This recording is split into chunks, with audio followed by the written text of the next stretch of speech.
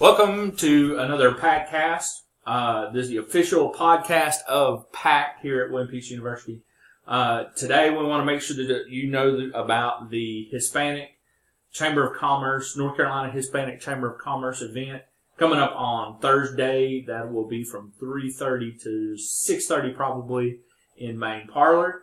We're going to be doing some packaging of events or packaging of material for the Hispanic Chamber of Commerce. Today, as you can probably tell, we have Damani Tootle. And we're going to talk about guns and gun control. Damani, tell us maybe briefly about what preempted this conversation about guns. Well, over Thanksgiving break, me and my dad had got a membership at a local gun range, and it was my first time shooting a rifle or anything. So it was a fun experience, and I feel like it's now in the world. I feel like it's a skill that many people should have, not for anything crazy, but just to whenever if the time ever comes, you need to be able to protect yourself and the people around you. Okay, so I told you this was coming. Mm-hmm. You mentioned protect and be ready for what's coming. So what do you perceive to be something that is, I mean, there's anything's possible. Yeah. That's a given. But what do you see as a real threat to your safety? That you would need a gun, potentially an AR-15, to protect yourself from? Well, to protect myself, I wouldn't necessarily use an AR-15 because I wouldn't consider that necessarily a self-defense weapon. I mean, if you're maybe out shooting your AR-15 and that certain circumstance happen, then your AR-15, knowing how to use your AR-15 in that situation will, I guess, could make it suitable for a self-defense weapon. Okay. But for self-defense, I would have to say definitely you would go with the handgun. Okay. And I mean, to be prepared, you would need to know what to do in all types of situations, because no situation goes the same as another. And I mean, so you promote a working good knowledge of handguns for self-defense. Yes. And you say that AR-15 is fun and it's target practice. Yeah. And you're not going to be carrying an AR-15. You're not one of these that thinks that you should be able to carry an AR-15 wherever you go. I mean, because of open carry state, so I mean, you can, but you'll look more suspicious carrying an AR-15 open carry than if you were carrying a handgun open carry. Okay, so you were a rational, what I would call a rational thinker when it comes to this, in the sense of you don't need an AR-15 just carrying around. Yeah, you don't need. You can handguns, yes. AR-15, a little too much. Because you're right, I have to agree with you in the sense of you carrying around an AR-15 makes me, anybody carrying an AR-15 around makes me more suspicious than somebody carrying, a big 38 on their hip. It's still, to me, a big 38 on your hip, I'm going to kind of wonder about you. Yeah. I saw, when I lived in Thomasville, I saw a guy carrying a Glock 9mm on his hip with swimming trunks on at a pool. In our little apartment complex pool. I don't know what he was afraid of, but I felt like kind of asking him. I didn't go down there and ask him, but I was like, what are you really like? Are you that afraid that you gotta wear it with a bathing suit?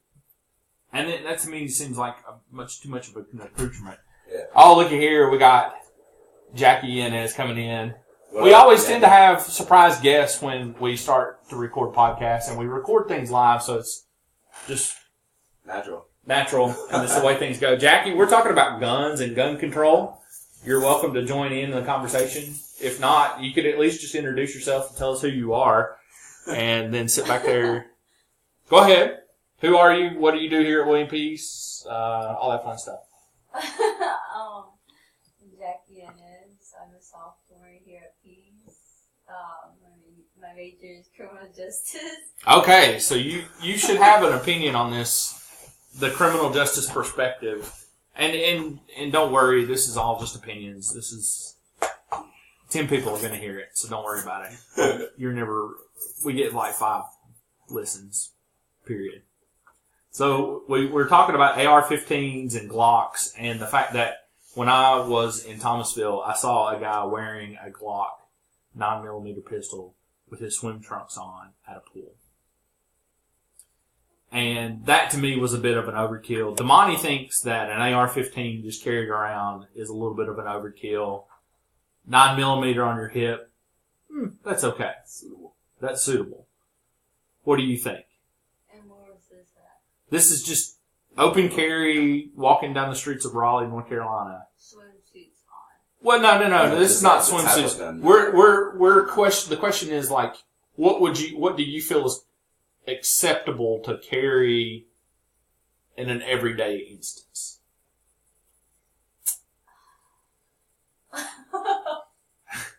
If you don't, I mean, do you have a? I am not really familiar. You're not really familiar. Yeah. So Detective Yanez is going to have to be, when she joins the Raleigh or whatever police department, she's going to have to take some serious handgun lessons, and that's fine.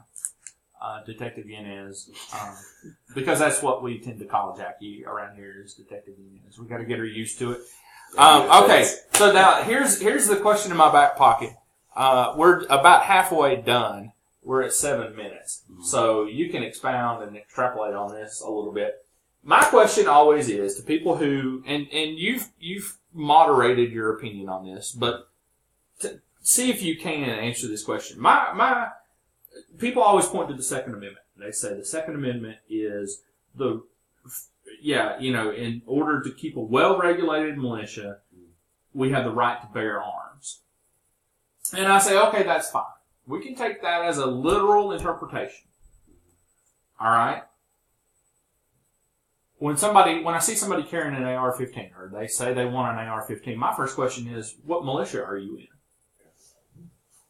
And so, what do you think about that aspect of the Second Amendment? Obviously, you can carry, you are interested in AR-15s.